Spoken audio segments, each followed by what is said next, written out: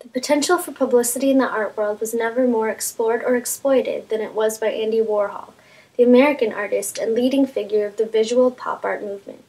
Today, I am going to be talking about how Andy Warhol has used photographs of people to bring him success. He said people are so fantastic you can't take a bad picture.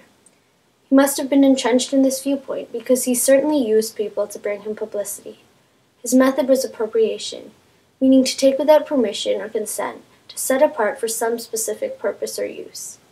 Although Warhol took photographs for himself, he often used newspaper photos to create his art. In doing so, he appropriated the photographs of others while also exploiting the faces of his subjects. If appropriated items are set apart for a purpose, what was Andy setting his apart for? Warhol was not about fame as much as he was about aura. His superstars ranged from Jewish people to Mao, and although some would end up in magazines because of talent or wealth, they needed him to make them something more, and he used them to leverage his publicity by giving power to his aura. He didn't want to be known. He wanted to draw people to whatever they saw him to be. He wanted to radiate a perfectly subjective aura. The quote you are about to see is Warhol's explanation of what aura is.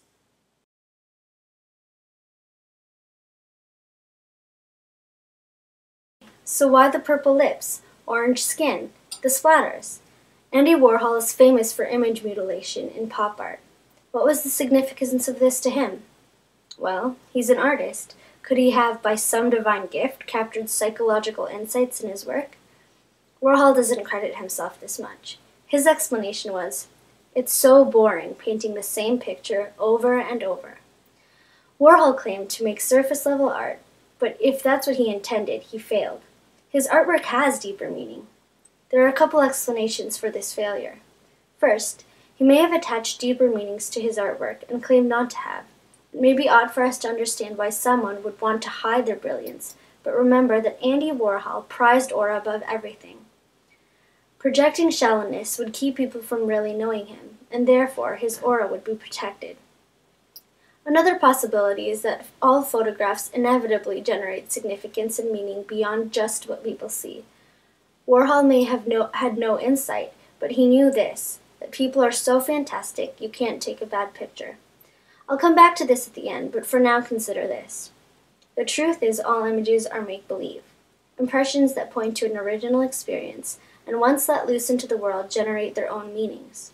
The majority of information is designed to let you discover your own and the medium's potentials.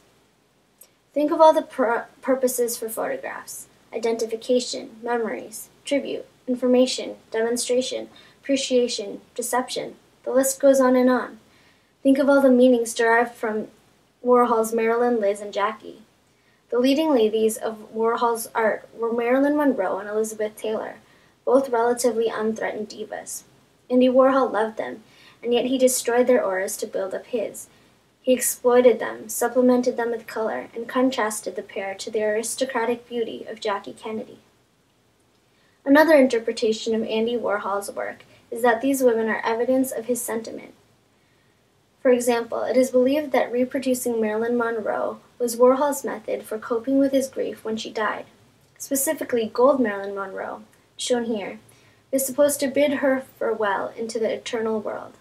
Likewise, his selection of happy Jackie and sad Jackie demonstrate Andy Warhol's sensitivity and sincerity. Finally, it has also been interpreted that the women form a triangle of female celebrity. They were beautiful, popular, and they each had something the public wanted. They were brought to personal lows through addiction, insanity, and death. In a few seconds, a pyramid is going to pop up. It demonstrates the progression of these women from fame to tragedy. As you can see, the purple arrow explains the narrowing effect of celebrity, known as the curse of celebrity. If you look at Jackie Kennedy, it is obvious that trouble comes to her early on, and the narrowing of her fame and well-being comes almost immediately afterwards. Unlike her, Liz and Marilyn have many more events that lead towards their destruction, although this particular graph does not go into detail. Also, the pyramid is not time-sensitive, just sequence-sensitive, although it does demonstrate the inverse relationship between time and fame. Some might call this the slippery slope syndrome. The triangle should really be called the pyramid of celebrity, because it demonstrates that in spite of their different beginnings and problems, Liz, Jackie, and Marilyn all have their fame and in tragedy. If the majority of information is designed to let you discover your own and the medium's potentials, the photographs of people Warhol manipulated or converted to screen prints have uncovered new frontiers in the use of art to communicate messages, warnings, or tributes. For example, Andy Warhol took the image of a can of tuna that was responsible for killing Americans and repeated the photographs of its victims underneath. The pictures commemorate a moment when the supermarket promise of abundance and the assumption of safety was broken with fatal results. People are so fantastic you can't take a bad picture.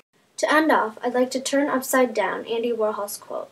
I'm not changing the words, but reinterpreting its meaning. The word fantastic comes from the Latin fantasticus, meaning imaginary. One of the best things Andy had going for him was that people are fantastic. Not that they are imaginary, but they imagine. You can take bad pictures of a person, but you cannot popularize a bad picture, as people are so fantastic that they will find the potential in any photograph. That is how people have helped Warhol gain success. It was never about fantastic subjects. It was about his fantastic followers. The imaginations of fantastic people made Andy Warhol's career, and his understanding of the fantastic put him in celebrity limelight like no other artist had ever experienced. That's all I have to say. Thanks for listening.